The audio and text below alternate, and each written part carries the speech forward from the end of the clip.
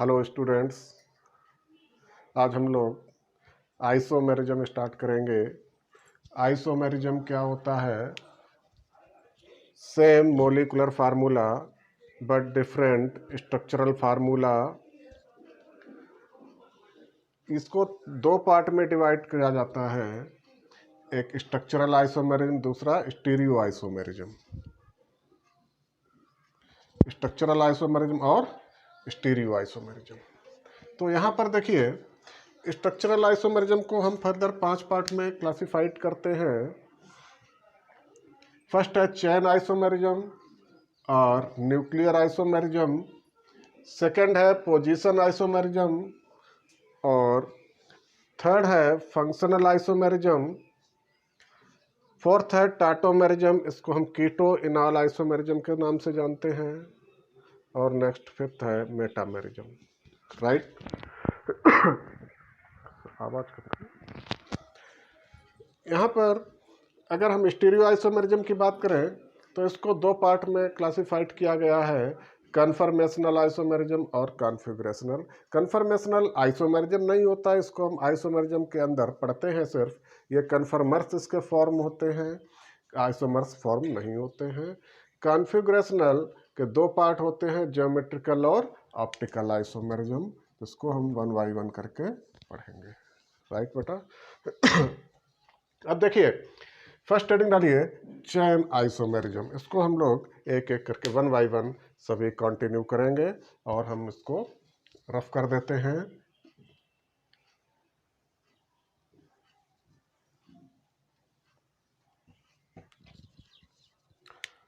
First है chain isomerism और nuclear isomerism. Chain isomerism में क्या होता है? कार्बन एटम की जो चेन होती है वो ब्रांच में कन्वर्ट हो जाती है, जैसे 1 2 3 4। और इसके देखिए नाम हो गया 1 2 3 4 एन ब्यूटेन। क्या नाम हो गया? N butane. इसी को 1 2 3 और एक कार्बन एटम को हमने ब्रांच में डाल दिया। तो अभी देखिए 1 2 3 2 नंबर पे एक मिथाइल ग्रुप लगा है, 2 मिथाइल प्रोपेन। तो देखिए, same molecular formula but different structural formula, their physical and chemical properties will be also different. Next ले लेते एग्जाम्पल 1 2 3 4 5। ये है एन पेंटेन। इसको हमने अगर ब्रांच में कन्वर्ट किया तो 1 2 3 4 और एक ब्रांच में डाल दिया। अभी ये हो जाएगा आइसो पेंटेन और इसका आईपीसी नेम हो जाएगा 1 2 3 4 2 पे मिथाइल ग्रुप लगा हुआ है, 2 मिथाइल ब्यूटेन।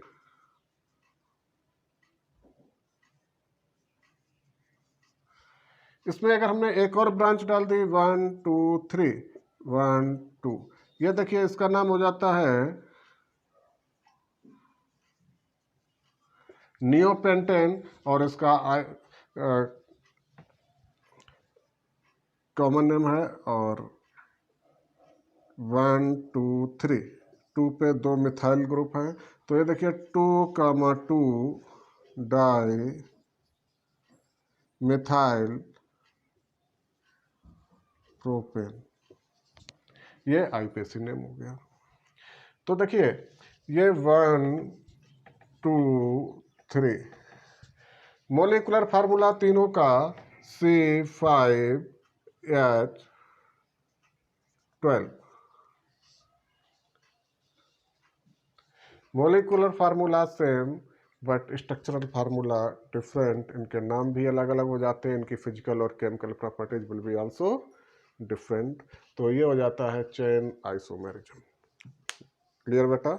नोट कर लीजिए। इसके बाद नेक्स्ट हेडिंग डालेंगे हम लोग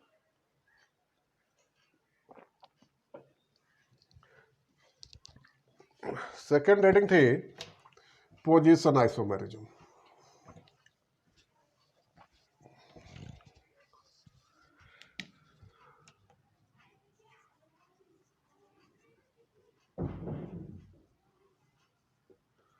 पोजीशन आइसोमेरिज्म, यहां पर चैन में कार्बन एटम की कोई फर्क नहीं पड़ता है, फंक्शनल ग्रुप की पोजीशन चेंज हो जाती है। जैसे देखिए 1 2 3 4 पे Cl लगा है और इधर से नंबरिंग अप कर देंगे 1 2 3 4, ये क्या हो जाएगा 1 क्लोरो ब्यूटेन। अभी यहीं पर same molecular formula, functional group की पोजीशन हमने चेंज कर दी, 1 2 3 4 और Cl यहाँ पर लगा दिया, तो ये क्या हो जाएगा 1 2 3 4 2 क्लोरो ब्यूटेन। तो यहाँ पर 1 क्लोरोब्यूटेन, ये 2 क्लोरोब्यूटेन, दोनों के नाम अलग अलग हैं, दोनों के फिजिकल और केमिकल प्रॉपर्टीज भी अलग अलग हैं। तो इस तरीके से this is the position isomerism. यहाँ Cl की जगह पर कोई भी फंक्शनल ग्रुप लगा हो सकता है। 1 2 3 OH, ये देखिए 1 2 3, ये OH है,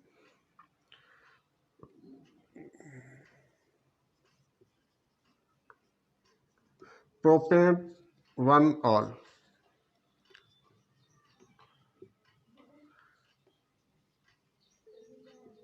propane 2 all, right. Functional group की पोजीशन चेंज हुई है, बाकी कार्बन एटम की चेन में कोई फर्क नहीं पड़ा है। This is the position isomerism, note कर लीजिए बेटा। इसके बाद देखिए अभी हम लोग नेक्स्ट थर्ड पॉइंट पे आते हैं, this is the functional isomerism.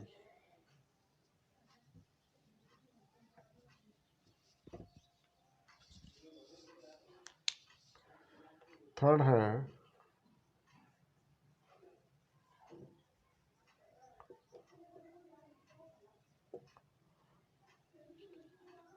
Functional isomerism. Functional isomerism में फंक्शनल ग्रुप आपस में कन्वर्ट हो जाता है। कोई भी फंक्शनल ग्रुप किसी भी फंक्शनल ग्रुप में कन्वर्ट हो ऐसा नहीं होता है, यहाँ पर कुछ पेयर्स होते हैं, उसी में वो फंक्शनल ग्रुप आपस में कन्वर्ट होते हैं। जैसे ईथर अल्कोहल में कन्वर्ट हो जाएगा, एसिड ईस्टर में या ईस्टर एसिड में या अल्कोहल ईथर में, एल्डिहाइड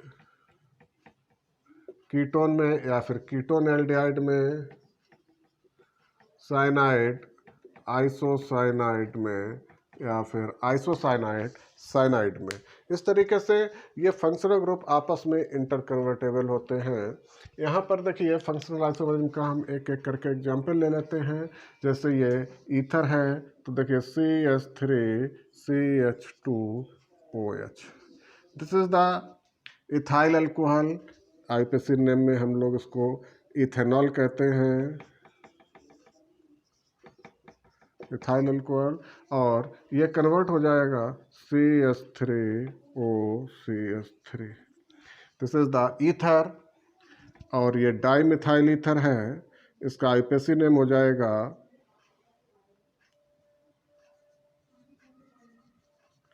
मिथॉक्सी मीथेन,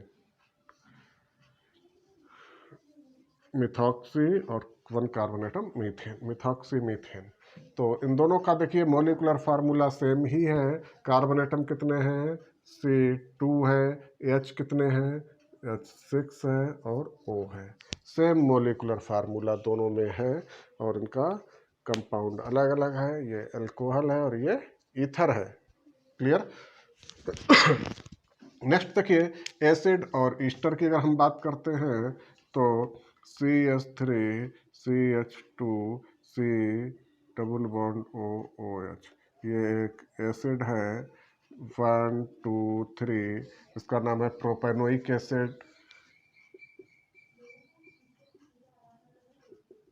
ये प्रोपेनोइक एसिड है, ये बदल जाएगा CH3 COOCH3।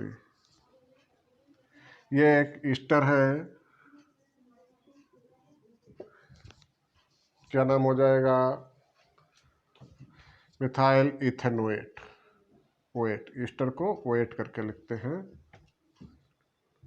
ये 1,2 इथेनोएट, मिथाइल इथेनोएट, ये हो गया। अब देखिए एल्डिहाइड और कीटोन की अगर हम बात करें तो CH3 CH2 CHO, ये क्या है, एल्डिहाइड है, और प्रोपेनल, प्रोपेन एल्डिहाइड प्रोपेनल है, और ये हो जाएगा CH3 C double bond O CH3, ketone है एसीटोन, एसीटोन में कन्वर्ट। दोनों का मोलिकुलर फार्मूला सेम है। यहाँ भी देखिए 1 2 3 कार्बन एटम और 6 हाइड्रोजन और 1 ऑक्सीजन। यहाँ पर भी देखिए 1 2 3 carbon atom, 6 hydrogen, 1 oxygen. Molecular formula same but structural formula different है। ये आपका इस तरीके से साइनाइड भी आ जाता है और आइसोसाइनाइड भी हो जाता है। देख सकते हैं आप साइनाइड के बारे में, CH3CN methyl cyanide, CH3NC isocyanide. Right बेटा, नोट कर लीजिए जल्दी से फास्ट। आगे चलते हैं next, fourth.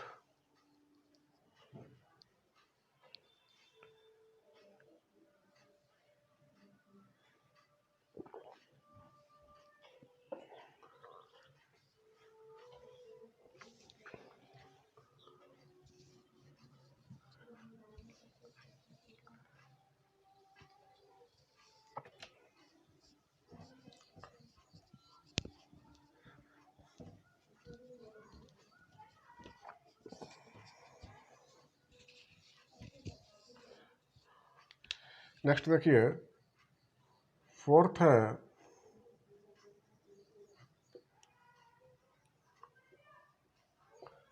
Tautomerism. This is the keto-enol isomerism. Keto means ketone, C double bond O group. Enol means इन मतलब डबल बॉन्ड, ऑल मतलब अल्कोहल। तो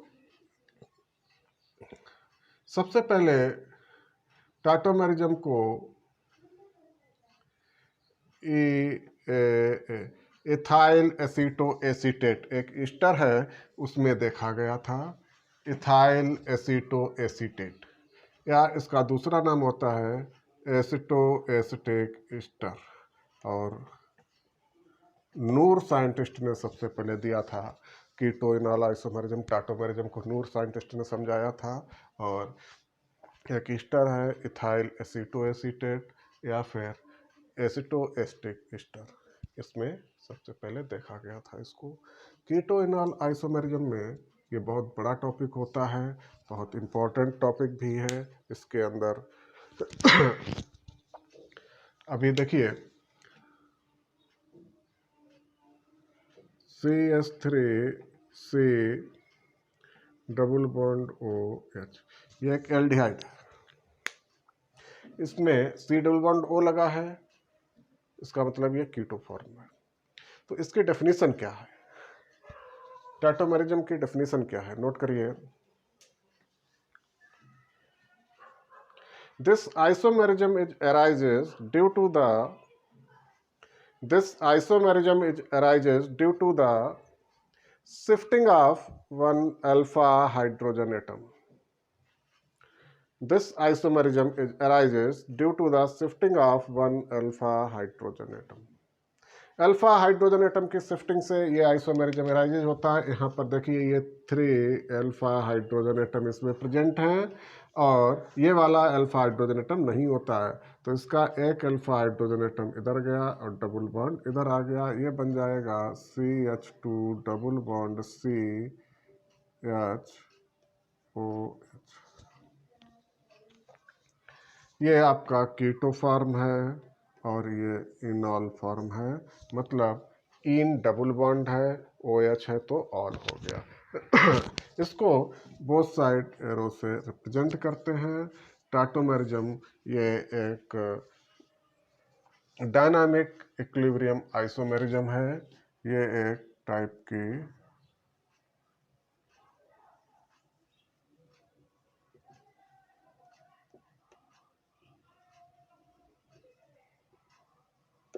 डायनामिक इक्विलिब्रियम आइसोमेरिज्म है। इसमें हम देखते हैं कि जो कीटो फॉर्म होता है वो मोर स्टेबल होता है देन इनॉल फॉर्म के। अभी इसमें से एक और एग्जांपल ले लेते हैं, CH3 C double bond O CH3। ये एसीटोन है, मतलब कीटो फॉर्म है ये। यहाँ पर 6 अल्फा हाइड्रोजन एटम, तीन ये कोई भी एक अल्फा हाइड्रोजन एटम इधर शिफ्ट हो जाएगा, डबल बॉन्ड इधर शिफ्ट हो जाएगा, तो ये हो जाएगा CH2 double bond COH CH3। This is the enol form, और keto form is more stable than enol form. अब देखिए यहाँ पर सबसे इम्पोर्टेंट बात ये आती है, ये क्वेश्चन IIT में पूछा गया था। क्वेश्चन ये था, how many sigma and pi bond in इनॉल form of acetone. How many sigma and pi bond in इनॉल form of acetone. तो ध्यान रखें, इनॉल फॉर्म ऑफ एसीटोन में पूछा गया था, तो हम लोगों को इनॉल फॉर्म बनाने की जरूरत ही नहीं होती, क्योंकि इनॉल फॉर्म कीटो फॉर्म का एक आइसोमर होता है। तो जितने इसमें सिग्मा और पाई बॉन्ड होंगे उतने इसमें भी होंगे।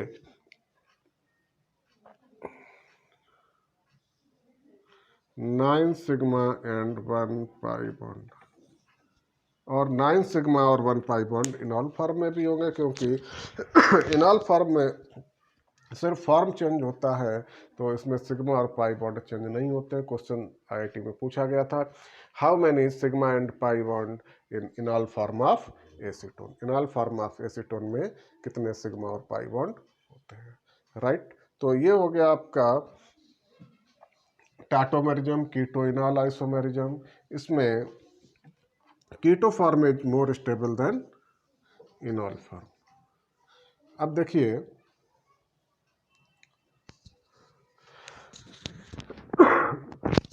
यहाँ पर हम लोग कुछ सर्कमस्टांसेस होते हैं जहां पर enol form is more stable than keto form. तो कहां पर इनॉल फॉर्म मोर स्टेबल होता है, तो enol form is more stable than keto form. Enol form is more stable than keto form. कहां पर? जहां पर पहला पॉइंट है कि अल्टरनेट डबल बॉन्ड आ जाए। कैसे आ जाए? अल्टरनेट डबल बॉन्ड आ जाए। देखिए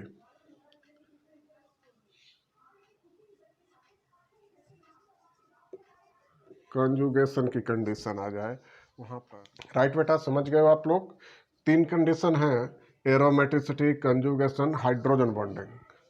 ये देखिए कंजुगेशन का सिस्टम अगर हो रहा है तो इनॉल फॉर्म मोर स्टेबल, क्योंकि यह अल्टरनेट डबल बॉन्ड है। एरोमेटिसिटी आ रही है, enol form is more stable, और इधर हाइड्रोजन बॉन्डिंग हो रही है तो enol form is more stable. ये 3 क्राइटेरिया हैं जहां पर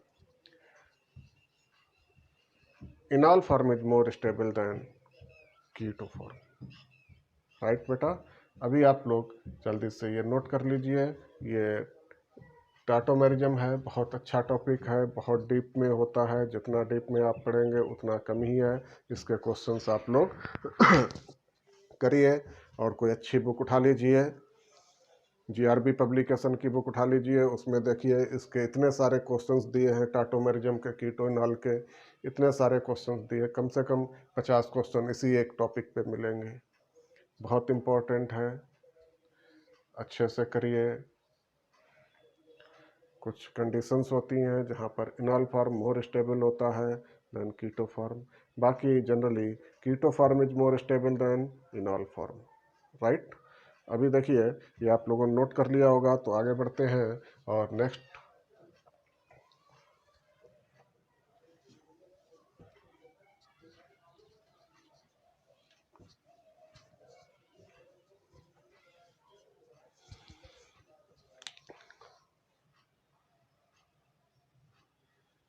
फिफ्थ है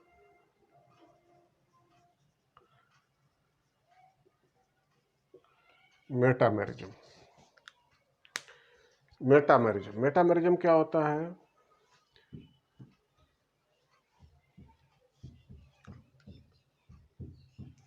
लिखिए, the unequal distribution of alkyl group, metamerism में लिखिए the unequal distribution of alkyl group both side of the functional group, the unequal distribution of alkyl group both side of the functional group,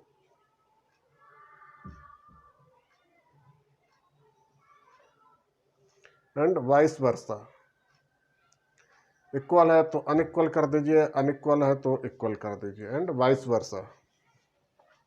देखिए CH3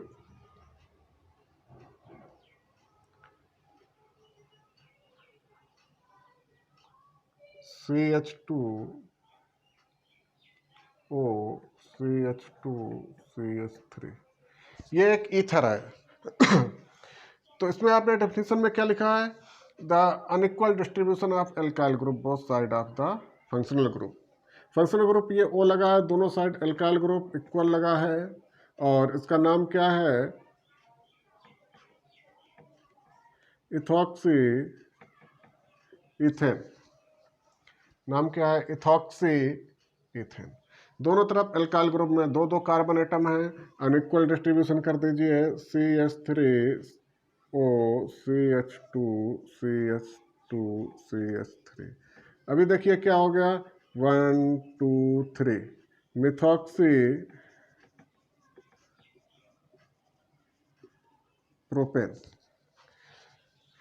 सब कुछ same है, molecular formula same है, और ether का ether ही है, but ethoxy ethane और methoxy propane दोनों तरफ एल्काइल ग्रुप अभी अनइक्वल हो गए हैं। इधर इक्वल थे, इधर अनइक्वल, इधर CH3 लगा, इधर 3 कार्बन एटम हो गए। इसको हम और कर सकते हैं, CH3O CH3 CH3। तो देखिए इसकी नंबरिंग करेंगे, 1 2 3 मिथॉक्सी ग्रुप है, 2 मिथॉक्सी प्रोपेन। तो ये तीनों मेटामर्स हो गए, ये तीनों मेटामर्स हो गए। और किसके मोलिकुलर फार्मूला क्या था? देखिए C4H10O। मोलिकुलर फार्मूला सबका सेम है, अनइक्वल डिस्ट्रीब्यूशन है एल्काइल ग्रुप का फंक्शनल ग्रुप के बोथ साइड में। यहाँ पर हम लोग ऐसा ही फंक्शनल ग्रुप वाला कंपाउंड लेते हैं जिसमें बीच में फंक्शनल ग्रुप आता है। हम अगर देखें तो अमाइंस वाला CH3 CH2NH CH2 CH3 ये ले सकते हैं। इसका दूसरा हम बना देंगे CH3NH CH3 CH2 CH3 2 CH3 ये बना देंगे। नेक्स्ट हो जाएगा CH3NH CH3 और CH3, ये 3 बन जाएंगे मेटामर्स। अमाइंस में ले लें हम। यहाँ पर देखिए बीच में जो फंक्शनल ग्रुप है बोथ साइड अल्काइल ग्रुप है, ऐसे कंपाउंड्स को यहाँ पर हम कंसीडर करते हैं, राइट बेटा।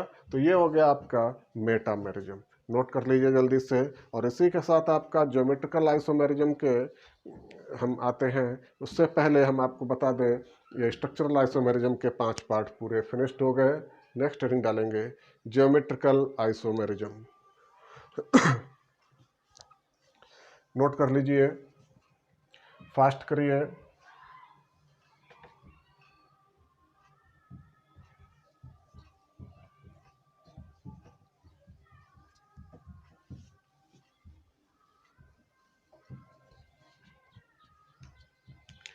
अभी देखिए स्ट्रक्चरल आइसोमेरिज्म के सभी पार्ट हो गए। नेक्स्ट है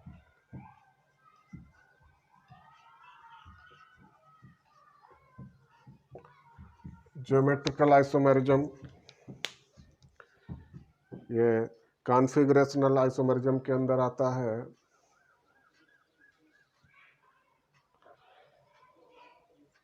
इसमें देखिए ज्योमेट्रिकल आइसोमेरिज्म में इसको हम सिस ट्रांस आइसोमेरिज्म के नाम से भी जानते हैं। इसमें कुछ कंडीशंस होती हैं। Condition number 1, double bond should be must. Double bond should be must, double bond बहुत जरूरी है, डबल बॉन्ड होना चाहिए।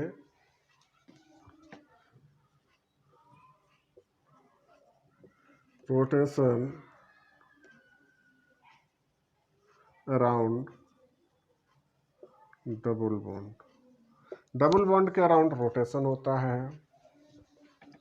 देखिए C double bond C, A A B B, ये ग्रुप लगे हुए हैं। सेम ग्रुप देखिए A A same side, same group B B same side है। This is called cis isomerism.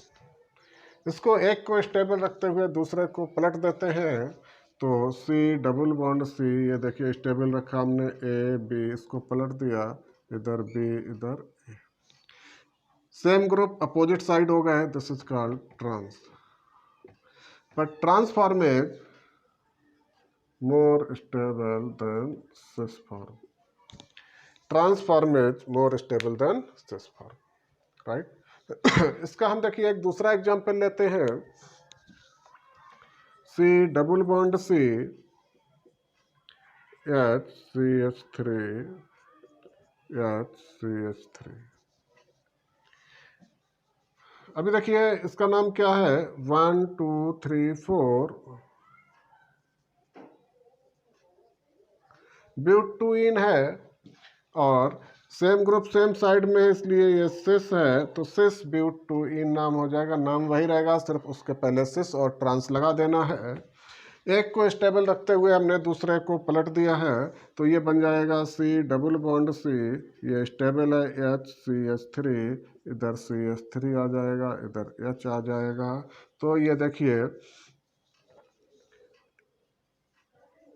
ब्यूटूइन का ब्यूटूइन ही रहेगा, लेकिन सिस की जगह पर ये ट्रांस हो जाएगा, ट्रांस ब्यूटूइन हो जाएगा। और trans butene is more stable than cis butene, right बेटा? नोट कर लीजिए, ये ज्योमेट्रिकल आइसोमेरिज्म है। Double bond should be must, double bond बहुत जरूरी है, डबल बॉन्ड अगर नहीं होगा तो नहीं हो पाएगा।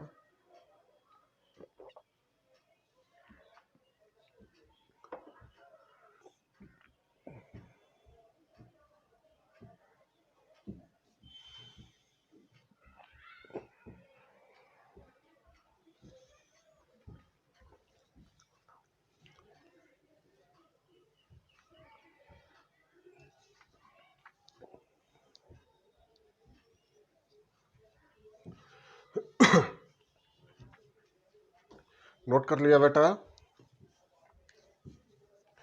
यहीं पर देखिए हम एक और एग्जांपल लेके आपको दिखाते हैं।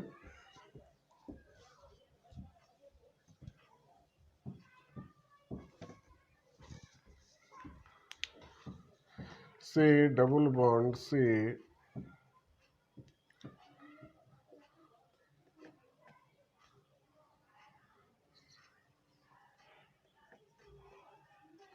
COOH COOH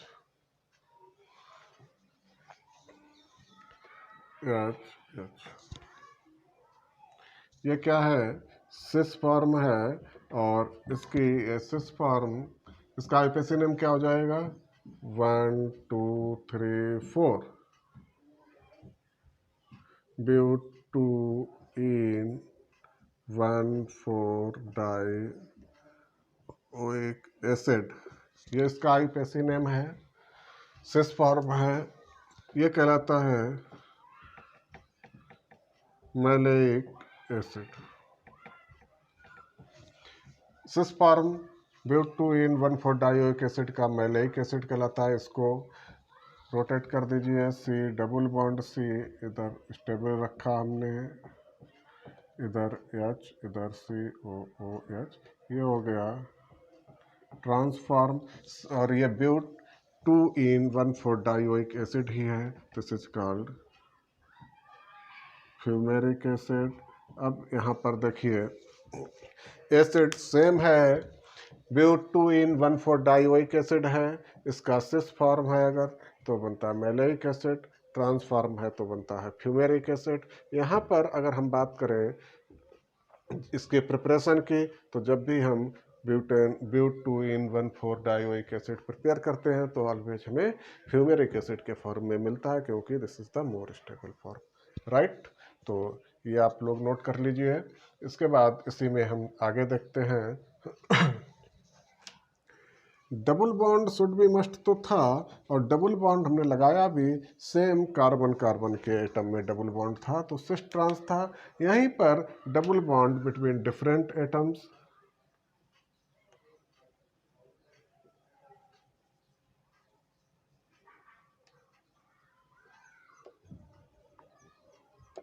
different atom like C double bond N, H, CH3, lone pair of electron, OH।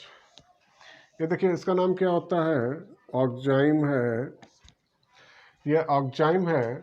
तो यहाँ पर सेम ग्रुप तो नहीं है, लेकिन हम हैवी ग्रुप देखते हैं। इस कार्बन में हैवी ग्रुप CH3 है, हाइड्रोजन छोटा ग्रुप है। ये लोन पेयर ऑफ इलेक्ट्रॉन तो हाइड्रोजन से भी छोटा ग्रुप होता है। हैवी ग्रुप कौन सा है, OH है। हैवी ग्रुप सेम साइड है, this is called syn. Double bond between different atoms में यहाँ पर सिन फॉर्म यूज करते हैं। एक को रोटेट कर दिया, दूसरे को स्टेबल रखते हुए, ये H, ये CH3 और ये OH, ये lone pair of electron, right. अब यहाँ पर देखिए हमने हैवी ग्रुप की बात की थी, अपोजिट साइड में है, ऑक्जाइम है, और ये this is the called anti form.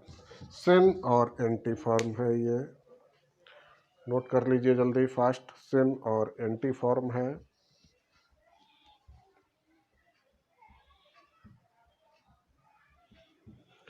Double bond should be must, double bond between different atoms में यहाँ पर बात हो रही है। अभी देखिए ये सिस ट्रांस आइसोमेरिज्म में एक कंडीशन आती है, सी डबल बॉन्ड सी तो है पर सेम ग्रुप सेम साइड वाली कंडीशन नहीं है। क्या हो जाएगा, इधर A लगा, इधर B लगा, इधर C लगा, इधर D लगा, मतलब चारों ग्रुप डिफरेंट लगे हुए हैं, तब क्या करेंगे। इस कंडीशन में देखिए यहाँ पर हम लोग बात करेंगे, this is called EZ system, या इसी को कहते हैं CIP रूल। CIP का full form Cahn Ingold Prelog system, ये साइंटिस्ट का नाम है, Cahn Ingold Prelog system. इसी को हम बोलते हैं सीक्वेंस रूल, इसी को हम बोलते हैं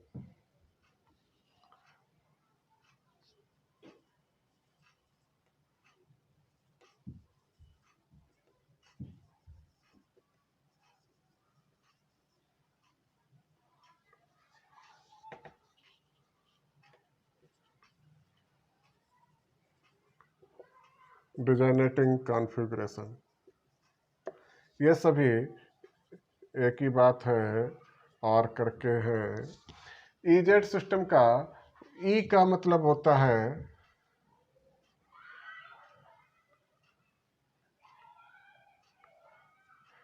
एंटिटेजन मीन्स होता है अपोजिट, जेड मीन्स होता है जूसा मीन्स होता है together. EZ system, entgegen and zusammen opposite और टूगेदर। अब देखिए यहाँ पर अगर हमने बात करी C double bond C, 4 group हैं, चारों डिफरेंट हैं। एक में CH3 लगा, H लगा है, Cl लगा है, F लगा है। इस तरीके के चारों group A B C D different हैं। तो देखिए सीक्वेंस रूल, यहाँ पर हम हैवी ग्रुप लगाएंगे। इसमें ये 2 ग्रुप लगे हैं CH3 और H। कौन सा हैवी ग्रुप है? CH3। इसमें 2 ग्रुप लगे F और Cl। हैवी ग्रुप मतलब उसका एटॉमिक नंबर से हम डिसाइड कर सकते हैं, तो Cl का हैवी ग्रुप है, एटॉमिक नंबर ज़्यादा है। दोनों हैवी ग्रुप सेम साइड में है, दिस इज कॉल्ड जेड। अभी देखिए एक को स्टेबल रखते हुए दोनों को हमने पलट दिया है। C डबल बॉन्ड C, इधर CH3, इधर H, इधर F, इधर Cl। इधर हैवी ग्रुप, इधर हैवी ग्रुप, अपोजिट साइड में हो गया, this is called E। Heavy group opposite side में, this is the E। Note करिए बेटा जल्दी से।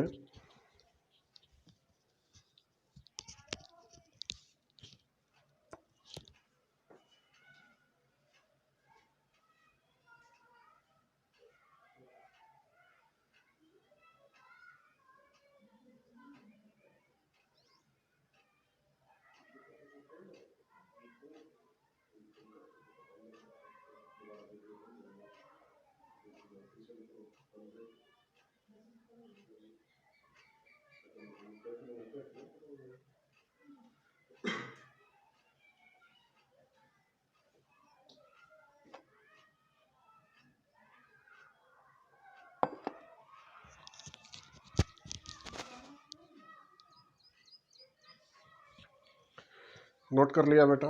देखिए अभी इसमें हम चाहे जितने एग्जाम्पल्स ले लें, कोई फ़र्क नहीं पड़ता है, क्योंकि आपको एक ही चीज़ देखनी है, हैवी ग्रुप देखना है। Heavy group according to the atomic number decide कर सकते हैं। देखिए C डबल बॉन्ड C, इधर H, इधर C2H5, इधर C3H7, इधर CH3। इसमें देखिए हैवी ग्रुप C2H5, इसमें हैवी ग्रुप C3H7, दोनों हैवी ग्रुप अपोजिट साइड में है, दिस इज द E। पलट दीजिए,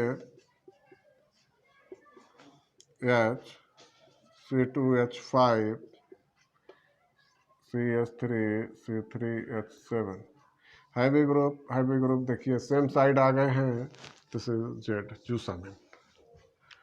नोट करिए जल्दी से, कुछ प्रॉब्लम ही नहीं है, बहुत जी है। आ गया बेटा समझ में।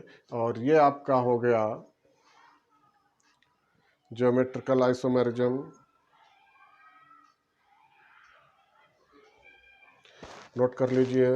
अब नेक्स्ट ऑप्टिकल आइसोमेरिज्म की बात करते हैं। नेक्स्ट आइसोमेरिज्म है ऑप्टिकल आइसोमेरिज्म। तो देखिए optical isomerism, this is the hypothetical isomerism. जैसा कि नाम से ही पता है, ऑप्टिकल मीन्स लाइट, ये लाइट की आइसोमेरिज्म होती है।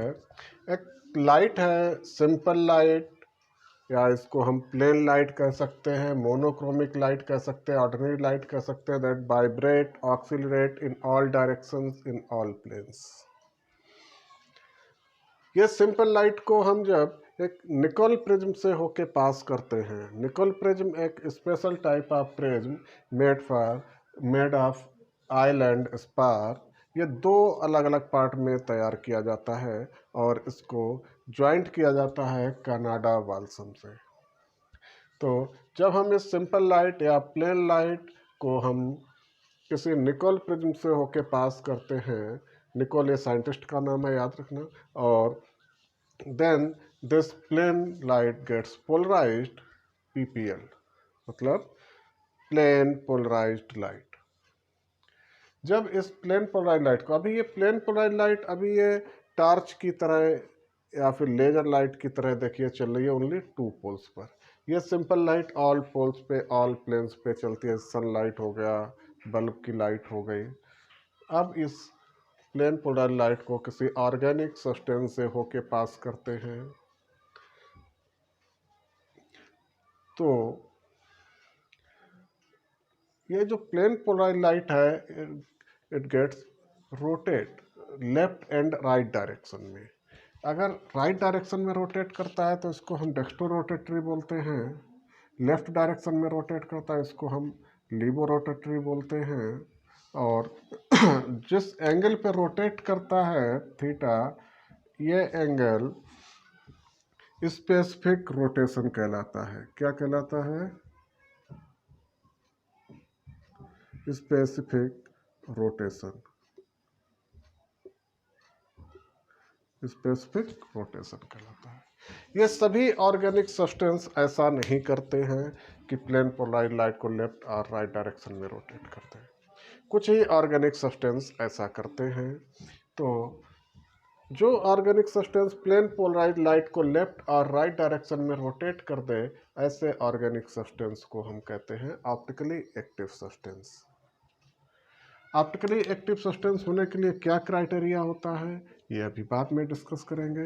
इधर दूसरी चीज है, कुछ ऑर्गेनिक सब्सटेंस या उनके solution plane polarised light PPL को लेफ्ट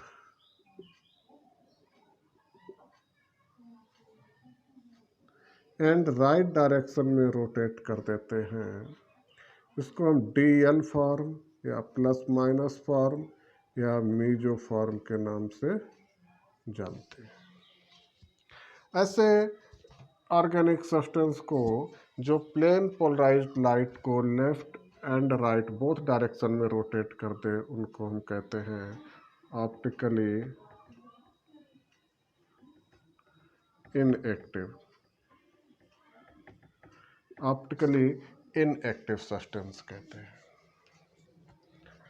अब आइए हम बात करते हैं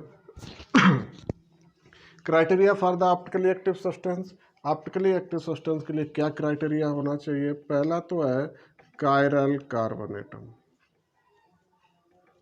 कम से कम एक कार्बन एटम कायरल होना चाहिए। कायरल कार्बन एटम का मतलब होता है कि कार्बन एटम की 4 वैलेंसी होती हैं, चारों वैलेंसी डिफरेंट एटम्स या ग्रुप से अटैच्ड होनी चाहिए। ऐसे कार्बन एटम को एस्टेरिक साइन से हम रिप्रेजेंट करते हैं। तो कम से कम एक कायरल कार्बन एटम होना चाहिए। दूसरा क्राइटेरिया होता है no plane of symmetry. No plane of symmetry. Third होता है non super impossible of its mirror image। Non super impossible of its mirror image. Mirror image पे सुपर इम्पोज नहीं होना चाहिए। तो ये है ऑप्टिकल आइसोमेरिज्म। ऑप्टिकल आइसोमेरिज्म ये लाइट से रिलेटेड होता है। आप लोग जल्दी से नोट कर लीजिए, इसके बाद इसको रफ करते हैं और आगे बढ़ते हैं।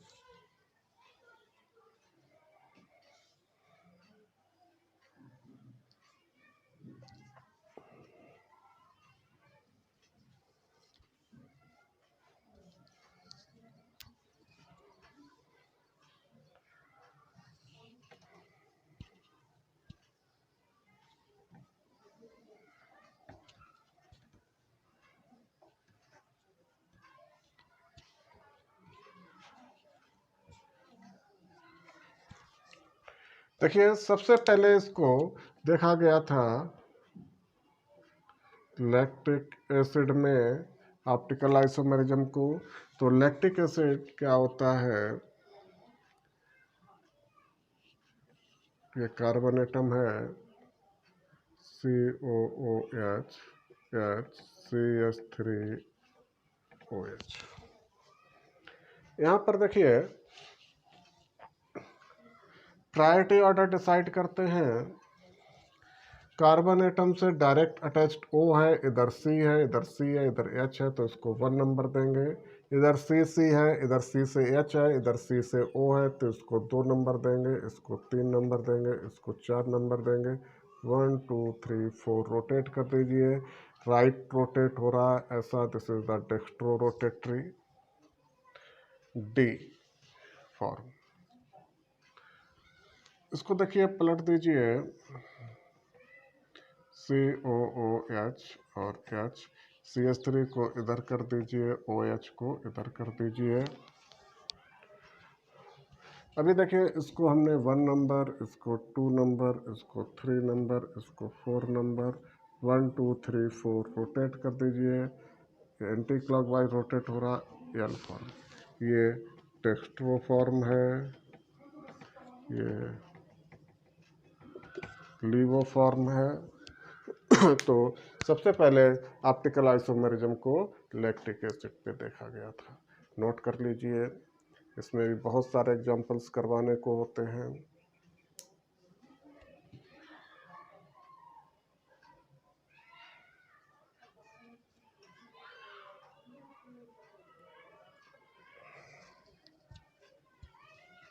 नोट कर लिया बेटा। देखिए अभी आगे हम लोग इसमें कुछ शॉर्टकट तरीके होते हैं जिससे हम ये निकाल लेते हैं कितने ऑप्टिकल आइसोमर्स बनते हैं। तो A = 2 रेज़ पावर n, ये एक फार्मूला होता है।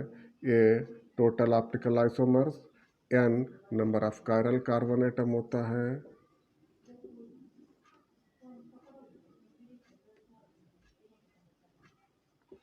Number of chiral carbon atom optical isomer.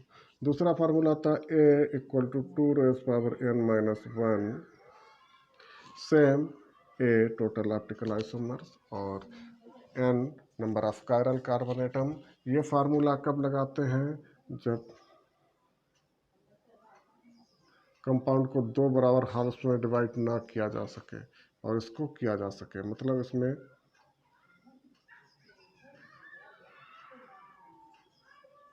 जब सिमेट्री हो तो ये लगाएंगे,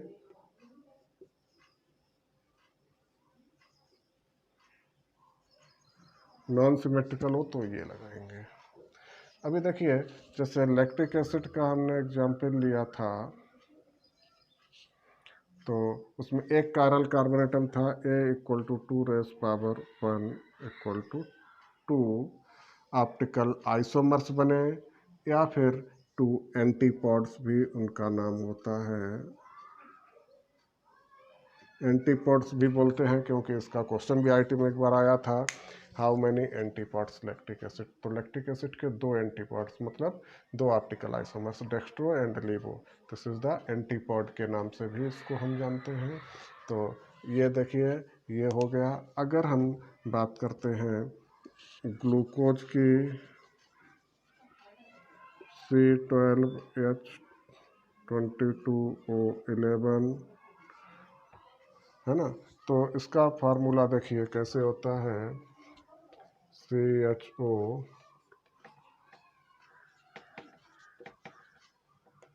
OH H OH H OH H OH, ये ग्लूकोज है C12H22O11। ये स्ट्रक्चर है, इसमें कितने कायरल कार्बन एटम है? 1 2 3 4 कायरल कार्बन एटम है। और इसको 2 बराबर पार्ट में डिवाइड नहीं कर सकते, नॉन सिमेट्रिकल वाला ये वाला लगाएंगे फार्मूला। तो क्या हो जाएगा? A = 2 raise power 4, 16 optical isomers will be possible. कितने? How many? 16 optical isomers will be possible. नोट कर लीजिए जल्दी फास्ट आप लोग।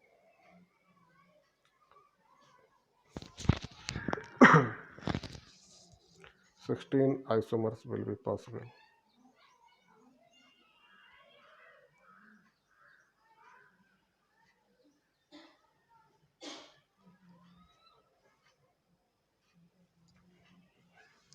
अभी देखिए आगे हम लोग बढ़ते हैं, तो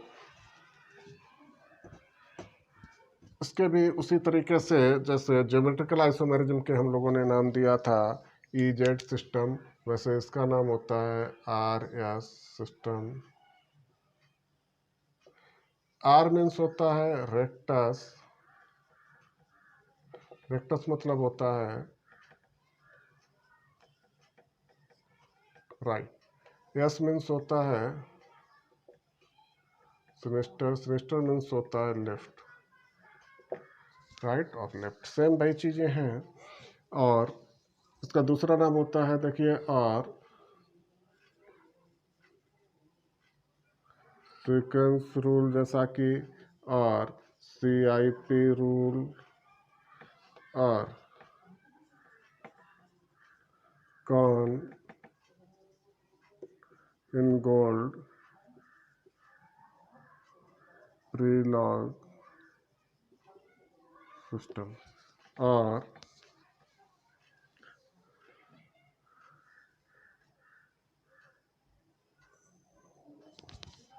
RS configuration, sequence rule, CIP rule, con involved pre-lock system, absolute configuration.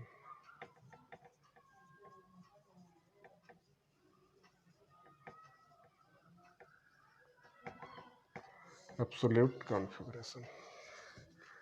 तो ये सभी इसके नाम होते हैं, नोट कर लीजिए। यहाँ पर देखिए अभी एक एग्जांपल आपको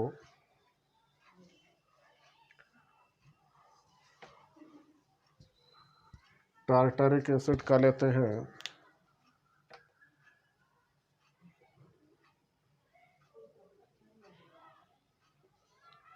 टार्टरिक एसिड का एग्जांपल लेते हैं। टार्टरिक एसिड ये होता है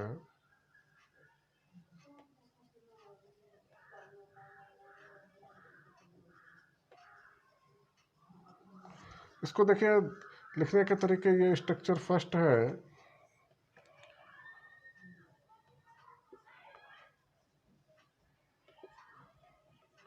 ये स्ट्रक्चर सेकंड है,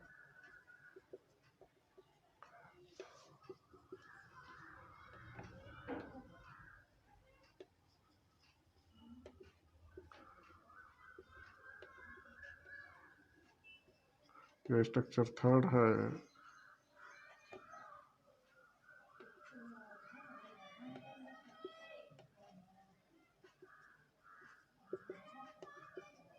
ये स्ट्रक्चर फोर्थ है। ये चार स्ट्रक्चर है पॉसिबल है टार्टरिक एसिड के, चार स्ट्रक्चर। इसमें एक एक करके हम करते हैं। देखिए जैसा कि लैक्टिक एसिड में अभी हमने लिया था, आपने देखा होगा उसमें हाइड्रोजन लोएस्ट प्रायोरिटी ग्रुप का होता है और वो हाइड्रोजन नीचे था। इन सभी में हम सिस्टम से इसको नीचे करेंगे, अगर नहीं है तो देखिए इसमें ये दो कायरल कार्बन एटम है, सभी में कितने कायरल कार्बन एटम हैं? दो।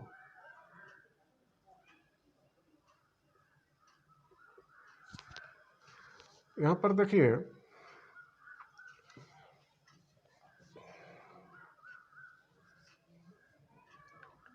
इसको हमने X मान लिया और ये हो गया H, ये OH, ये COOH। लोएस्ट प्रायोरिटी ग्रुप का हाइड्रोजन है, इसको हमें नीचे लाना है, 90 एंगल पे रोटेट करेंगे, इसको 90 एंगल पे, इसको 120, ऊपर वाले को नहीं छेड़ेंगे बिल्कुल भी, X वैसे ही लगा रहेगा।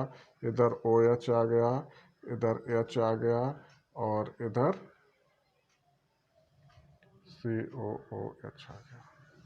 अभी देखिए फर्स्ट प्रायोरिटी ऑर्डर किसको देंगे? OH को, ये 1 है, इसको 2 देंगे, इसको 3 देंगे, इसको 4 देंगे। 4 ये जो नीचे आता है इसलिए लाते हैं क्योंकि ये डॉटेड से लिखा होता है, प्लेन के अंदर होता है। 1 2 3 ऐसा रोटेट कर देंगे, एंटी क्लॉकवाइज रोटेट हो रहा है, ये L फॉर्म हो गया।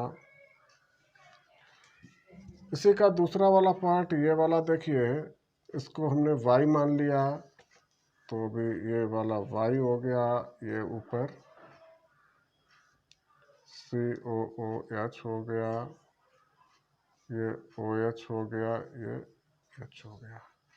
लोएस्ट प्रायोरिटी ग्रुप को भी नीचे लाते हैं, 90 एंगल, इसको 90 एंगल, इसको 180 एंगल पे रोटेट कर देते हैं। ये COOH को नहीं छेड़ते हैं, एच यहाँ पर आ गया, ओ एच यहाँ पर आ गया और ये वाई यहाँ पर आ गया। अभी नंबरिंग कर देते हैं। 1 नंबर इसको ओ एच को देते हैं, 2 नंबर इसको देते हैं, 3 नंबर इसको देते हैं, 4 नंबर इसको देते हैं। तो ये 1 2 3 4 रोटेट किया, ये डेक्स्ट्रो रोटेट किया है, मतलब ये एस और ये आर, ये सिनिस्टर, ये रेक्टस। तो इसका आधा एस आधा आर रोटेट कर रहा है। आ गई बात समझ में? ये देखिए मिरर इमेज हो रहा है एक दूसरे के, तो आधा एस आधा आर ये भी रोटेट करेगा, ये दोनों आधा एस आधा आर, ऐसे आधा इधर रोटेट करेगा आधा इधर रोटेट करेगा।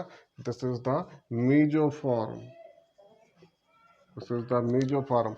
आधा डेक्स्ट्रो आधा लीवो रोटेट कर रहा है, this is the mesoform, right. यहाँ पर अब हम बात करते हैं इस वाले की। तो देखिए इसको हमने x मान लिया, तो क्या हो जाएगा, ये x है, ये OH है, ये COOH है और ये H है। यहाँ पर देखिए लोएस्ट प्रायोरिटी ग्रुप को इसको नीचे लाते हैं, हाइड्रोजन को 90 एंगल पर रोटेट करके 180 पे इसको करेंगे। ये x को नहीं छेड़ते हैं क्योंकि x तो ऊपर है, ऊपर वाले ग्रुप को कुछ नहीं करते हैं, राइट। अब देखिए समझ में आ रहा होगा आपको, नीचे H आ गया, COOH इधर आ गया और OH इधर आ गया। अभी देखिए 1 नंबर इसको देते हैं, 2 नंबर इसको देते हैं, 3 इसको देते हैं और 4 नंबर इसको देते हैं। 4 को हम बाईपास कर सकते हैं क्योंकि वो डॉटेड लाइन से अंडरग्राउंड 1 2 3 चलते हैं। ये एंटी क्लॉकवाइज मतलब लीवो रोटेट कर रहा है, इसको हम सिनिस्टर एस नाम दिया। इसको अभी हमने देखिए वाई मान लिया, तो ऊपर वाला ग्रुप को ये वाई हो गया और ये एच हो गया, ये ओ एच और ये COOH। लोएस्ट प्रायोरिटी ग्रुप को नीचे लाते हैं, 90 एंगल 180 एंगल पर रोटेट किया। ये COH को नहीं छेड़ते हैं, वैसे ही रखते हैं। हाइड्रोजन इधर आ जाएगा, OH इधर आ जाएगा, Y इधर आ जाएगा। अभी हम नंबरिंग कर देंगे, इसको 1 नंबर देंगे, इसको 2 नंबर देंगे, इसको 3 नंबर देंगे, इसको 4 नंबर देंगे। तो 1 2 3 4 ऐसा रोटेट, ये भी यस है। इसका मतलब ये वाला देखिए यस यस,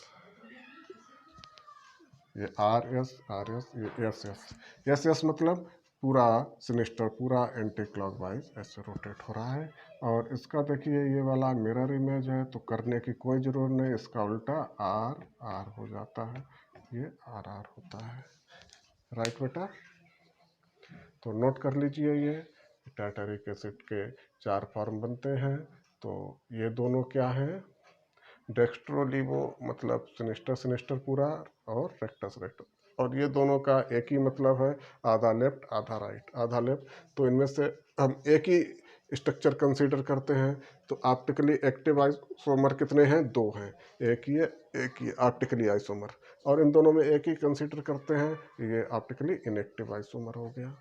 नोट कर लीजिए बेटा, जल्दी से फास्ट नोट करिए।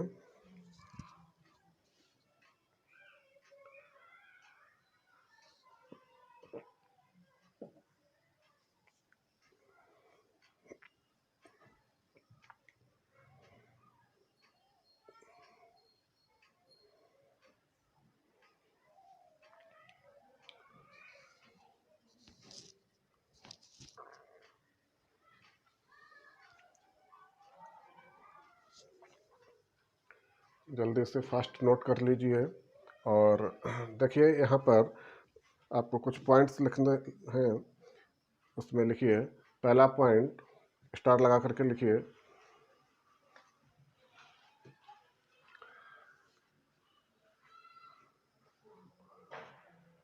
ये जो रोटेशन होता है एंगल का, ऑप्टिकल रोटेशन बोलते हैं इसको, स्पेसिफिक रोटेशन बोलते हैं। स्पेसिफिक रोटेशन, पॉइंट लगा के लिखिए, specific rotation is measured by specific rotation is measured by polarimeter. Polarimeter.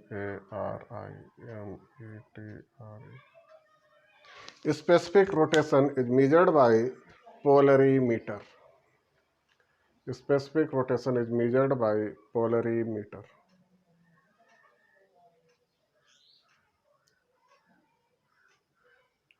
जल्दी करिए।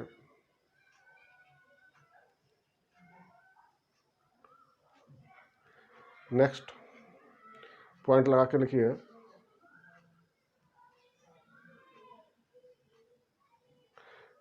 The mixture of 50% D form and 50% L form.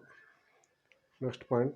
The mixture of 50% D form and 50% L form is called racemization. Racemic mixture उसको बोलते हैं। It's called racemization. जैसे देखिए ये D form और L form मतलब SSRR है, इन दोनों को मिक्स कर दीजिए तो रेसमिक मिक्सचर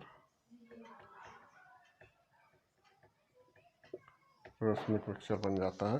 तो the mixture of 50% D form and 50% L form is called racemisation.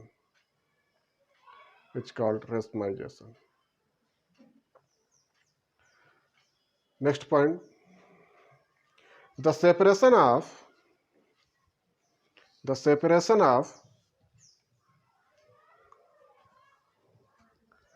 D form and L form, the separation of D form and L form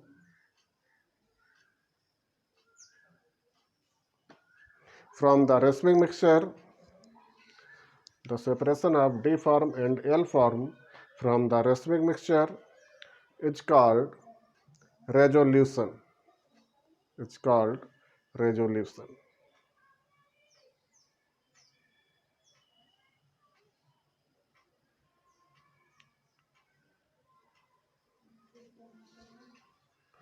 तो देखिए ये दोनों डेक्स्ट्रो और लीबो है एक दूसरे के मिरर इमेज हो रहा है, तो दिस इज दोनों मिला करके कहते हैं इनेंसियोमर। इनेंसियोमर्स का मतलब होता है, ये देखिए ये एक दूसरे के ऊपर फिट आ जाता है इनेंसियोमर। अगर ये डी फॉर्म होगा तो ये एल फॉर्म होगा, एक दूसरे के ऊपर आ जाता है। This is the enantiomer, pair of enantiomer. This is the pair of enantiomer. This is the D form, this is the L form, एक दूसरे के ऊपर मिरर इमेज ऐसे हो जाता है। This is the pair of enantiomer. Right, नोट कर लीजिए पूरा। और ये आपका ऑप्टिकल आइसोमेरिज्म हो गया है। इसमें जितने सारे भी एग्जाम्पल ले लीजिए, आप प्रैक्टिस करते रहिए।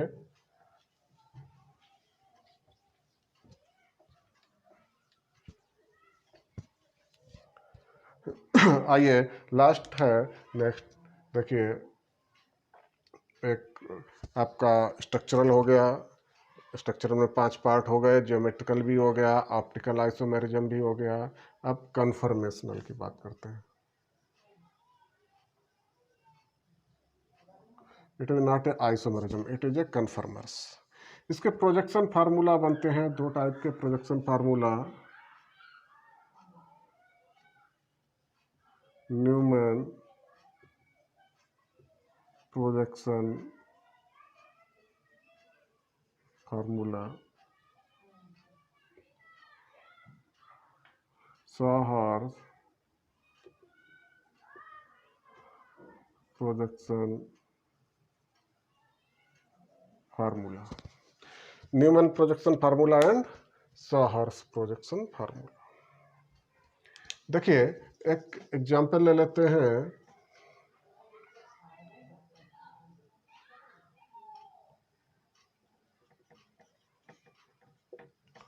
Ethane, CH3 single bond CH3। Here rotation around single bond, यहाँ पर सिंगल बॉन्ड के अराउंड रोटेशन होता है। और कन्फर्मर्स की डेफिनेशन है, डेफिनेशन इसकी लिख लीजिए।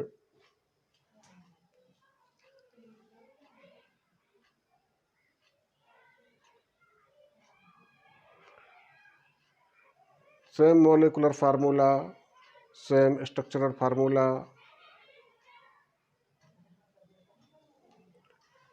but different spatial arrangement of atoms or groups in the space.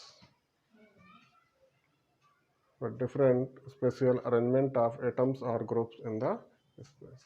Spatial arrangement different होता है। इसका देखिए 100 हर्ट्ज प्रोजेक्शन की अगर हम बात करें तो कुछ इस तरीके से होता है। ये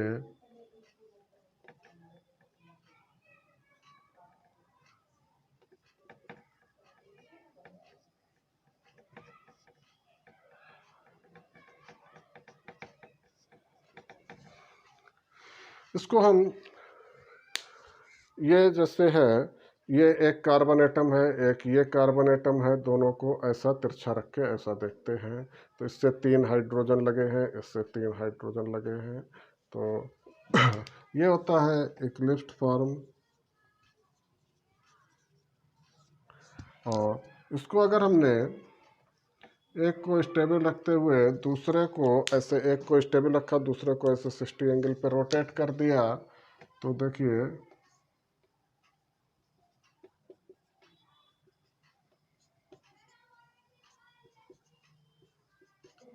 this is the staggered form. This is the staggered form. Staggered form is more stable than eclipsed form. Staggered form is more stable than eclipsed form. अभी यहाँ पर ये आपको ज़्यादा नहीं समझेगा। अब देखिए इसका न्यूमैन प्रोजेक्शन में अगर हम बनाते हैं तो न्यूमैन प्रोजेक्शन रिंग में होता है, ऐसे करके इसको सीधा देखते हैं। ये कार्बन ये कार्बन ये कार्बन से 3 हाइड्रोजन है, इस कार्बन से 3 हाइड्रोजन है और इसको रोटेट करते हैं।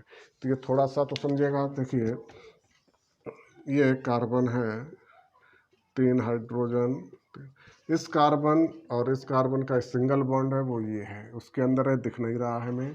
दूसरा इसके पीछे कार्बन है, इसके पीछे ये हाइड्रोजन लगा है, इसके पीछे ये हाइड्रोजन लगा है, इसके पीछे ये हाइड्रोजन लगा है। और जब पीछे हाइड्रोजन लगा है, पीछे उसके छुपा हुआ, this is called eclipsed form. इसको 60 एंगल पे रोटेट कर दिया एक को स्टेबल रखते हुए तो ये एच ये एच ये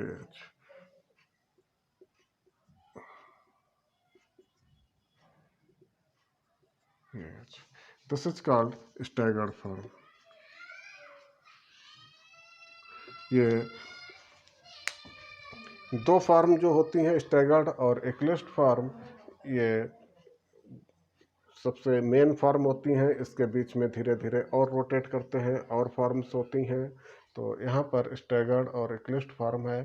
staggered form is more stable then eclipsed form. Staggered form eclipsed form से मोर स्टेबल होती है। क्लियर? तो दो extreme form staggered and eclipsed form. यहाँ पर सबसे इम्पॉर्टेंट चीज़ ये है कि जितने भी एग्जाम्पल लेंगे हम सारे के सारे एग्जाम्पल्स में अलग अलग टाइप के कॉन्सेप्ट आते हैं, सब एक नए टाइप का लॉजिक लेके आते हैं, इसलिए थोड़ा सा ये कठिन करता है। अगर आप देखेंगे हम जितने एग्जाम्पल यहाँ पर अभी आपको दिखाएंगे तो इसके नोट कर लीजिए। इसके बाद हम लोग नेक्स्ट एग्जाम्पल की ओर बढ़ते हैं तो उसमें भी आपको थोड़ा सा क्या ज़्यादा ही वेरिएशन दिखेगा, क्योंकि वहाँ पर भी सिस्टम ऐसा ही होता है। मैं रफ कर देता हूँ। और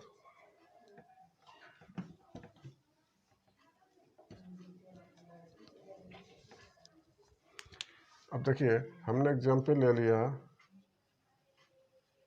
ब्यूटेन का CH3 CH2 CH2 CH3 का। यहाँ पर कार्बन एटम 1 2 3 4 किसके किसके बीच बनेगा, सबसे पहले तो यही डिसाइड करना होता है। तो 2 और 3 कार्बन एटम के बीच, किसके बीच, 2 और 3। तो देखिए ये CH3H, ये कार्बन एटम 2 है, उस पर एक CH3 लगा है और 2 H लगे हैं। उसके पीछे कार्बन एटम 3 लगा है, उस पर एक CH3 लगा है। देखिए ये हमें दिखेगा तो नहीं, तो इसको हम डॉटेड लाइन से, इसके पीछे ये H, इसके पीछे ये H, एक दूसरे के पीछे छुपे हुए हैं। कौन सा हैवी ग्रुप है यहाँ पर, दोनों में हैवी ग्रुप कौन सा है, CH3, इसका CH3। Second carbon atom third carbon atom के बीच हमने कन्फर्मर्स बना रहे हैं। तो सेकेंड एटम का हैवी ग्रुप CH3, दूसरे थर्ड कार्बन एटम का हैवी ग्रुप CH3। CH3 जब अपोजिट एक दूसरे के पीछे छुपे हुए हैं और तो ये कहलाता है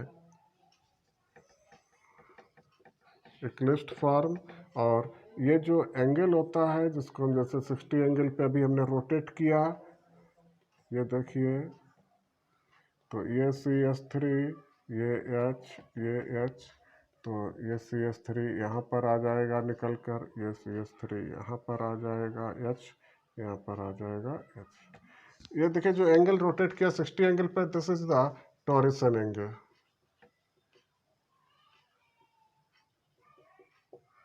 टॉरिसन एंगल कहलाता है।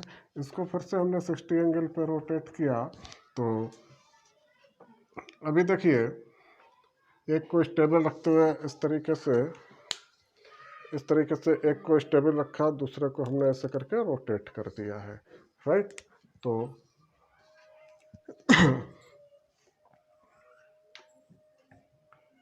ये CH3 है, ये H है, ये H है, रोटेट किया तो ये CH3 इसके पीछे आ जाएगा, ये वाला H इसके पीछे आ जाएगा, ये वाला H इसके पीछे आ जाएगा, राइट।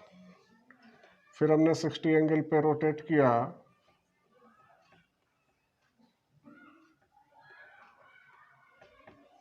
तो देखिए ये वाला CH3 यहाँ पर आ जाएगा निकल कर, ये वाला H यहाँ पर आ जाएगा, ये वाला H यहाँ पर आ जाएगा, राइट। फिर इसको देखिए हमने 60 एंगल पे रोटेट किया, CH3 यहाँ पर, H यहाँ पर, H यहाँ पर, ये CH3 इसके पीछे आ जाएगा, इसके पीछे एक H, इसके पीछे एक H। फिर हमने 60 एंगल पे रोटेट किया,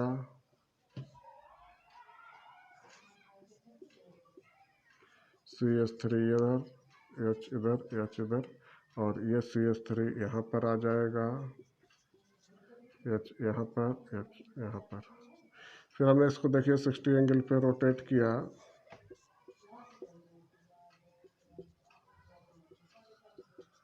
और CH3 के बैक साइड में चला जाएगा, H के बैक साइड में H। तो देखिए फर्स्ट वाला स्टेप यहाँ पर रिपीट हो गया। ये इक्लिप्स्ड था, ये भी इक्लिप्स्ड है, ये भी इक्लिप्स्ड फॉर्म है, राइट।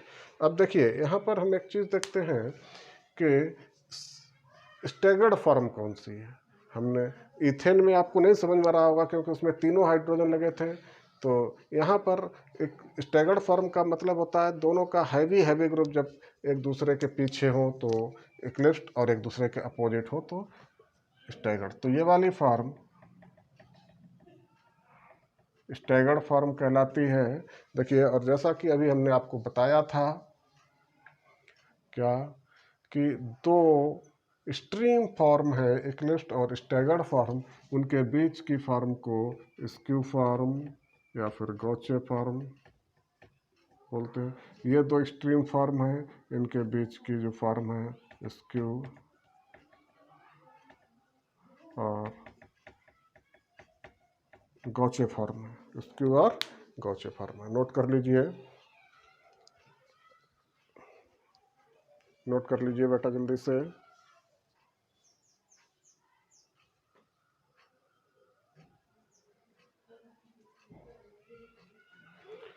और जैसा कि हम लोग पहले ही डिस्कस कर चुके हैं, आपको बता चुके हैं कि staggered form is more stable, staggered form is more stable then eclipsed form, more stable then eclipsed form. यहाँ पर हम एक और स्टेबिलिटी ऑर्डर को डिसाइड करेंगे।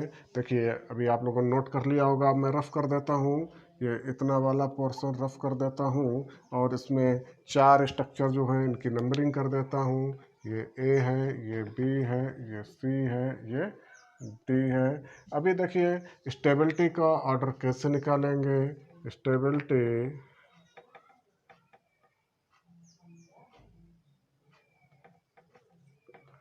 Directly proportional to torsion angle, मतलब इसका 180 है तो डी इज मोर स्टेबल, इसका 120 है, सी इसका 60 है, बी इसका 0 है, तो ए। स्टेबिलिटी ऑर्डर अगर पूछा जाए तो इस तरीके से निकाल लेते हैं, नोट कर लीजिए कि फास्ट।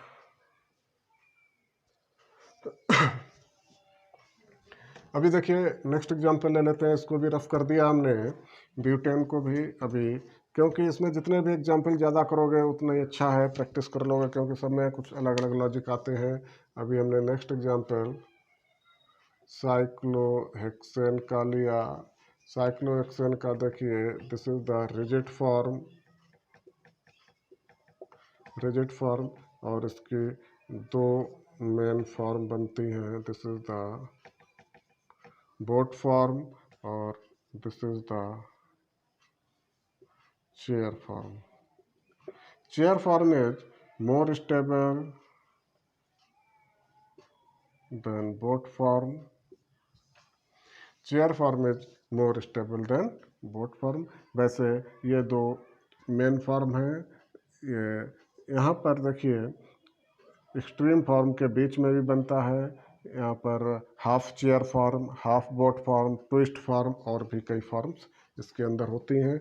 यहाँ पर कार्बन एटम 1-4 पे, जैसे देखिए 1 2 3 4 5 6, 1 और 4 पे, यहाँ पे देखिए 1 2 3 4 5 6, 1 4 पे कार्बन एटम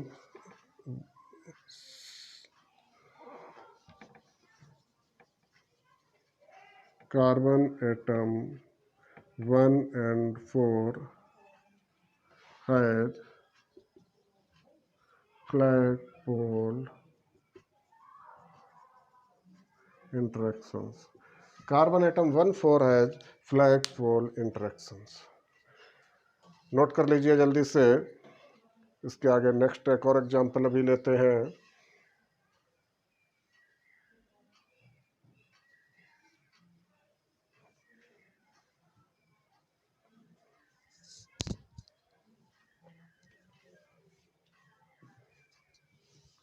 नोट कर लिया होगा बेटा आप लोगों ने। अभी देखिए एक एग्जांपल ले लेते हैं, CH2OH, CH2OH इथाइलिन ग्लाइकॉल है। जैसा कि हमने आपको बताया था, बहुत लॉजिक इसमें है। यहाँ पर देखिए कार्बन एटम 1 है और इससे OH लगा है, HH लगा है, ये 1 ये 2 के बीच बनाते हैं हम ये कन्फर्मर्स। तो OH के पीछे यहाँ पर OH, H के पीछे यहाँ पर H, इधर H के पीछे H। एक को स्टेबल रखते हुए दूसरे को हमने 60 एंगल पर रोटेट कर दिया। OH H H और ये देखिए OH H H, ये स्ट्रक्चर बन गया। फिर हमने 60 एंगल पे रोटेट कर दिया एक को स्टेबल रखते हुए। OH इसके पीछे आ जाएगा, H इसके पीछे, H इसके पीछे। फिर हमने 60 एंगल पे रोटेट कर दिया, स्ट्रक्चर इधर बना रहे हैं। ये देखिए OH H H, ये OH यहाँ पर आ जाएगा, H यहाँ पर आ जाएगा, ये H यहाँ पर आ जाएगा। इतना ही करते हैं अभी हम। और ये वाला देखिए एक लिस्ट फॉर्म है और ये वाला स्टैगर्ड फॉर्म है। स्टैगर्ड को हम एंटी फॉर्म के नाम से भी जानते हैं, ध्यान रखना, स्टैगर्ड को हम एंटी फॉर्म के नाम से जानते हैं। अभी देखिए यहाँ पर अगर स्टेबिलिटी का ऑर्डर ये A, ये B, ये C, ये D और पूछा जाए कौन सा मोर स्टेबल है या इनमें स्टेबिलिटी का ऑर्डर क्या होगा, तो आप कैसे करेंगे? तो देखिए सबसे ज़्यादा कौन सा स्टेबल होगा? B वाला, due to the hydrogen bonding का केस यहाँ पर है। तो देखिए B is more stable than D than C than E, hydrogen bonding का। तो ऐसे कई लॉजिकल चीज़ें आ जाती हैं बीच में, उनको हमें ध्यान रखना होता है। और अगर हम जितनी ज़्यादा प्रैक्टिस कर लेंगे उतना ही ज़्यादा इसमें अच्छा रहेगा। प्रैक्टिस जितनी अच्छी होगी उतना ही अच्छा इसमें क्वेश्चन कर पाएंगे। नोट कर लीजिए बेटा। आगे नेक्स्ट एग्जाम्पल ले लेते हैं। देखिए यहीं पर एक और एग्जाम्पल हम आपको बता देते हैं कि COOH COOH। अब देखिए ठीक उसी तरीके से स्ट्रक्चर बनेंगे। COOH H, इसके पीछे COOH, इसके पीछे H, इसके पीछे H। ये स्ट्रक्चर A है। इसको 60 एंगल पे हमने रोटेट कर दिया।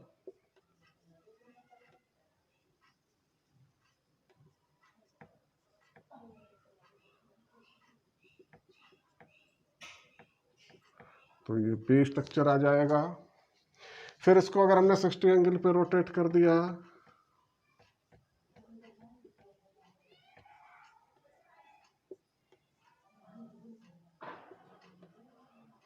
उसके पीछे COOH, इसके पीछे H, इसके पीछे H। फिर इसको अगर हमने 60 एंगल पे रोटेट कर दिया,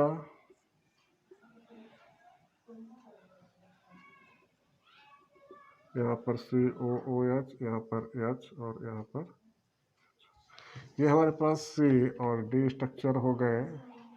अब देखिए क्वेश्चन दो टाइप का इसमें बनता है। क्वेश्चन है फर्स्ट एट लो pH पर आंसर क्या होगा। क्वेश्चन नंबर सेकंड है एट हाई pH पर, which is the more stable या स्टेबिलिटी का ऑर्डर। तो eight low pH high pH का मतलब क्या है। लो pH पर एसिड का हाइड्रोजन एट लो pH में COOH का हाइड्रोजन रिमूव कर जाता है ऑटोमेटिक। आपको ये अंडरस्टूड होना चाहिए। तो लो pH पर जब हाइड्रोजन रिमूव कर जाएगा तो ये वाला फॉर्म जो आ जाएगा, इसमें हाइड्रोजन नहीं होगा और डी वाला मोर स्टेबल।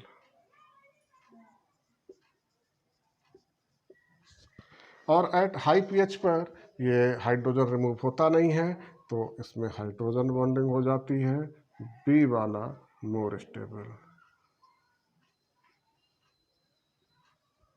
ये चीज आ गई समझ में। तो अगर एट लो pH पर स्टेबिलिटी ऑर्डर पूछा जाए तो D is greater than C is greater than B is greater than A। अगर हाई pH पर स्टेबिलिटी का ऑर्डर पूछा जाए तो B is more stable than D than C than A।